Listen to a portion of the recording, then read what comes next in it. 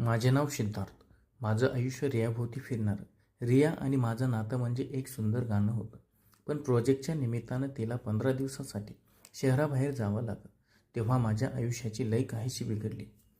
विमानतळावर तिला निरोप देताना माझ्या मनात एक अनामिक भीती होती. तिने जाताना सासूबाईची म्हणजे सुमती आईची काळजी घेण्यास सांगितले होते. मी हसून होकारते, पण मला माहीत नव्हतं की हे 15 दिवस माझ्या आयुष्याला एक वेगळ्याच वळणावर नेणार आहे. घराचा उंबरठा ओलांडला तेव्हा घर खूप रिकामं वाटलं. आईसाहेब म्हणजे सुमती आई डायनिंग टेबलवर एकट्याच बसून वर्तमानपत्र वाचत होत्या. त्यांच्याकडे पाहून मला जाणवलं की त्याही रियाच्या जाण्याने खिन्न आहेत. मी त्यांच्याजवळ गेलो आणि म्हटलं, आई काळजी करू नका, रिया लवकर येईल. त्यांनी फक्त एक मंद हास्य केलं, पण त्या हास्यात एक खोल एकाकीपणा होता. त्या रात्री जेवताना घराचा पसारा आणि शांतता मला काहीशी बोचत होती. रियाच्या अनुपस्थितीत मला माझं घर एका मोठ्या वाड्यासारखं वाटू लागलं. मी माझ्या बेडरूममध्ये गेलो, रियाच्या उशीचा वास घेतला आणि त्या शांततेत मी स्वतःशीच बोलू लागलो. मला माहीत नव्हतं की हे 15 दिवस मला एका अशा मानसिक संघर्षातून नेणार आहे ज्याची मला कल्पनाही नव्हती. दुसऱ्या दिवशी सकाळी मी लवकर उठलो. घरात एक विचित्र शांतता होती. सुमती आई सकाळी लवकर उठून देवघरात बसल्या होत्या. त्यांचा तो शांत चेहरा पाहून मला एक वेगळीच शांतता जाणवली. मी नाश्ता बनवला आणि त्यांच्यासाठी चहा घेऊन गेलो. त्या चहाचा कप घेताना त्यांच्या हाताचा मला स्पर्श झाला. तो स्पर्श खूप कोमल होता. आम्ही एकत्र बसून चहा घेऊ लागलो. पहिल्यांदाच आमच्यात कोणतीही अडचण नव्हती. मी त्यांच्या आयुष्याबद्दल विचारलं. त्या बोलू लागल्या. त्यांच्या लग्नानंतरचे काही वर्ष, बाबांची साथ आणि बाबांच्या निधनानंतरचा तो मोठा संघर्ष त्या सांगत होत्या आणि मी ऐकत होतो. मला जाणवलं की त्या किती थोर आहेत, पण त्यांच्या डोळ्यात एक अशी खंत होती जी कोणाशीही बोलली गेली नव्हती. त्या मला म्हणाल्या, सिद्धार्थ, आयुष्यात माणसं येतात आणि जातात, पण शेवटी उरतो तो केवळ एकाकीपणा. हे वाक्य माझ्या काळजाला भिडलं. मी त्यांना वचन दिलं की या 15 दिवसात मी त्यांना एकटं पडू देणार नाही. त्या दिवशी आम्ही तासनतास गप्पा मारल्या. मला जाणवलं की सासू आणि जावई यांच्यातलं हे नातं किती खोल असू शकतं. आम्ही जुन्या फोटो अल्बममधून त्यांचे तरुणपणाचे फोटो पाहिले. ते फोटो पाहताना मला त्या काळातील त्यांची सुंदरता, त्यांच्या मनातली ती अधुरी जाणीव जाणवली. आता दररोज संध्याकाळी आमचं असं बोलणं होऊ लागलं की मी ऑफिसवरून आल्यावर थेट बाल्कनीत जायचो. तिथून अस्ताला जाणारा सूर्य आणि आम्ही दोघे. आमचं नातं आता केवळ औपचारिक राहिलं नव्हतं. त्या मला त्यांच्या आवडीचे जुने गाणे लावायला सांगायच्या. आम्ही संगीतावर चर्चा करायचो. त्यांना कवितांची आवड होती. मी त्यांना काही आधुनिक मराठी कविता वाचून दाखवायचो. त्या ऐकताना त्या इतक्या तल्लीन व्हायच्या की मला स्वतःचा विसर पडायचा. आमची ही मैत्री आता एक प्रकारे घराची गरज बनली होती. आम्ही एकमेकांच्या आवडीनिवडी जाणून घेतल्या. त्यांना साखरेचा चहा आवडायचा नाही, मला तिखट पदार्थ आवडायचे नाही. अशा छोट्या गोष्टीतून आम्ही जवळ येत होतो. त्यांना माझ्या ऑफिसमधली समस्या आणि कामाचा ताण समजून घेण्याची उत्सुकता असायची. मी त्यांना माझ्या आयुष्यातील काही असे प्रसंग सांगितले जे मी रियालाही कधी सांगितले नव्हते. त्यांचे ते मला समजून घेणं मला खूप सुखद वाटत होतं. कधी कधी रात्रीचे 12-1 वाजत तरीही आमचं बोलणं थांबायचं नाव घेत नव्हतं. त्या मैत्रीत एक प्रकारचा विश्वास होता जो मला रियाच्या गैरहजेरीत एक वेगळाच आधार देत होता. पावसाळ्याचा तो काळ होता. बाहेर धो पाऊस पडत होता. रात्रीचे 2 वाजले होते. अचानक वीज गेली आणि घरात पूर्ण अंधार झाला. आम्ही दोघे हॉलमध्ये होतो. मी मेणबत्ती लावली. मेणबत्तीचा मंद प्रकाश सुमती आईच्या चेहऱ्यावर पडला होता. त्या खूप सुंदर दिसत होत्या. त्यांच्या चेहऱ्यावरचे हे हास्य आणि तो डोळ्यातील एकटेपणा मला भावनिक करून गेला. मी त्यांना विचारलं, आई, आयुष्यात तुम्हाला कधी प्रेम मिळालं नाही का? त्या शांत राहिल्या. नंतर त्या हळू आवाजात म्हणाल्या, सिद्धार्थ, प्रेम मिळणं नशिबाची गोष्ट असते. मी उठलो आणि त्यांच्या शेजारी बसलो. त्यांना सांत्वन देण्यासाठी मी त्यांचा हात हातात घेतला. त्या क्षणी पावसाचा जोर वाढला, वीज कडाडली आणि माझ्या मनात एक विचित्र लहर उठली. तो स्पर्श खूप मला जवळीक निर्माण करणारा होता. माझ्या शरीरातून एक लकीर धावली. त्यांनाही ते जाणवलं असावं. त्या एका क्षणात आम्ही दोघं सामाजिक मर्यादा विसरलो. माझ्या मनात असा विचार आला जो पूर्णपणे अनैतिक होता. मला हे जाणवलं की हे चुकीचं आहे, तरीही माझं मन मला ऐकत नव्हतं. तो पावसाचा आवाज आणि ती शांतता आम्हाला एकमेकांच्या जवळ खेचत होती. त्या रात्री मला झोप लागली नाही. मी माझ्या खोलीत होतो, पण माझे विचार सुमती आईभोवती फिरत होते. मी आरशासमोर उभा राहिलो आणि स्वतःला प्रश्न विचारला, सिद्धार्थ, तू हे काय करतोस? रेयाने माझ्यावर एवढा विश्वास ठेवला आणि मी तिच्या आईच्या बाबतीत असं वागतोय. मला स्वतःचा तिरस्कार वाटू लागला.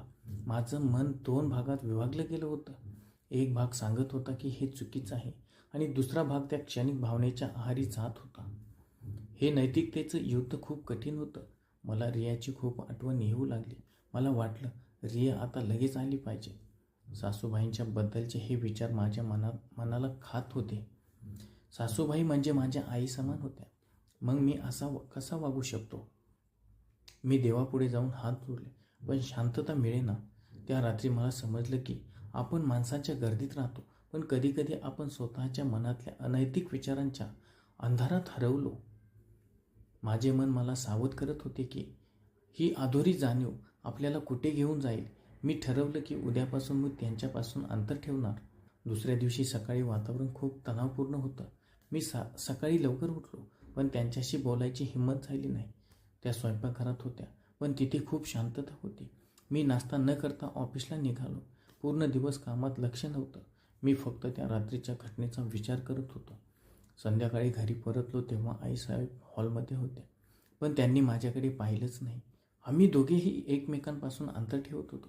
घराच्या प्रत्येक कोपऱ्यात आता एक भीती होती.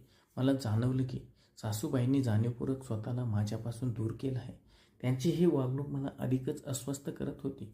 त्यांना कदाचित त्या रात्रीचं माझं वागणं लक्षात आलं असावं. मी बाल्कनीत एकटाच बसलो होतो, पण तिथे त्या आनंदाचा अभाव होता. मी काहीतरी चूक केली होती याची जाणीव मला टोचत होती. हे मौन माझ्यासाठी खूप बोलकं होतं. प्रत्येक सेकंद एक युग वाटत होता. सासू जावई या नात्यात एक अदृश्य भिंत उभी राहिली होती, जी आम्ही दोघंही ओलांडला घाबरत होतो. रियाचा रोज रात्री फोन यायचा. ती उत्साहाने विचारायची, सिद्धार्थ, आई कशी आहे? तुम्ही दोघे मजेत आहात ना? तिचे हे प्रश्न ऐकून मला खूप अपराधी वाटायचं. मी खोटे बोलायचो. हो, आम्ही खूप मजेत आहोत. रियाचं ते निरागस बोलणं माझ्या काळजाला जखमा करायचं. मी रियाला सांगू शकत नव्हतो की घरात काय चाललंय. सासूबाई आणि माझ्यामध्ये काहीतरी घडलं होतं. हे सत्य रियाला माहीत नव्हतं आणि ते कधीच माहीत पडता कामा नये असं मला वाटत होतं. मी स्वतःला कोशात कोंडून घेतलं होतं. रात्री उशिरापर्यंत जागी राहून मी रियाचे फोटो बघायचो आणि स्वतःला दोष द्यायचो. हे दुहेरी आयुष्य जगणं खूप कठीण होतं.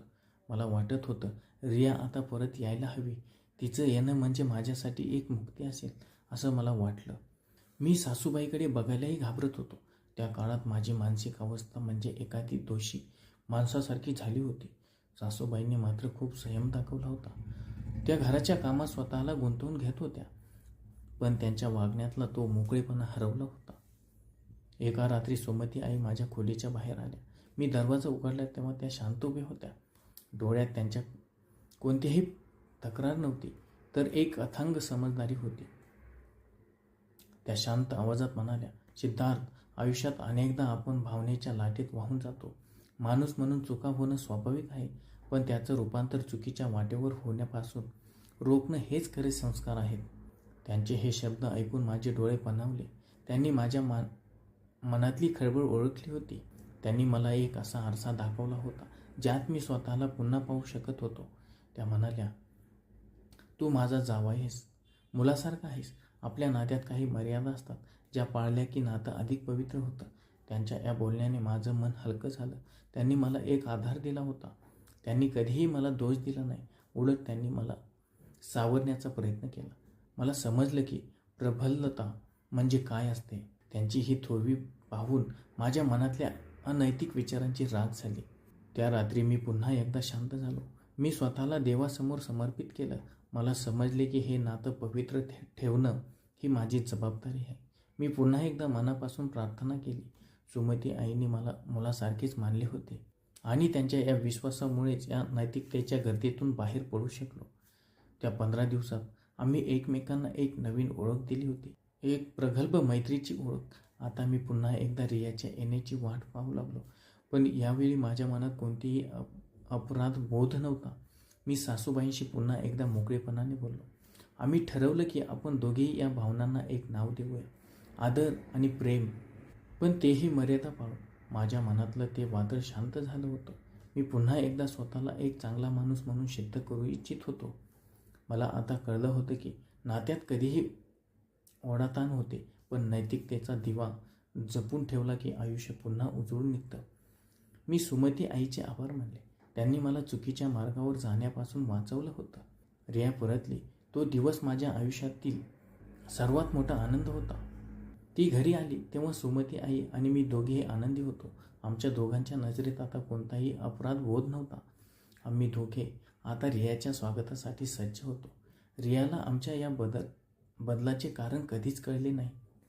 मला आता माहीत होतं की माझं नातं रियाशी किती पवित्र आहे आणि सासूबाईंसोबतचं नातं हे आदराचं आहे. आम्ही दोघं आता एका नात्याने बांधलो गेलो होतो, जिथे आता फक्त आदर होता. घराच्या वातावरणात पुन्हा एकदा चैतन्य आलं होतं. रियाच्या येण्याने घर पुन्हा एकदा हसत खेळत झाले. मला माझ्या चुकीच्या विचारांची जाणीव झाली होती आणि त्यातून मिळालेला धडा मला आयुष्यभर लक्षात राहणार होता. नैतिकतेच्या या विजयाने मला आयुष्याचा खरा अर्थ शिकवला होता. सुमती आई आता माझ्या आयुष्यातली ती व्यक्ती बनली होती, जिने मला स्वतःच्या चुकांपासून वाचवलं होतं. आमचं कुटुंब आता पुन्हा एकदा सुखी झालं होतं आणि माझ्या मनातली ती अधुरी जाणीव आता एका पूर्ण तृप्तीत बदलली होती. धन्यवाद.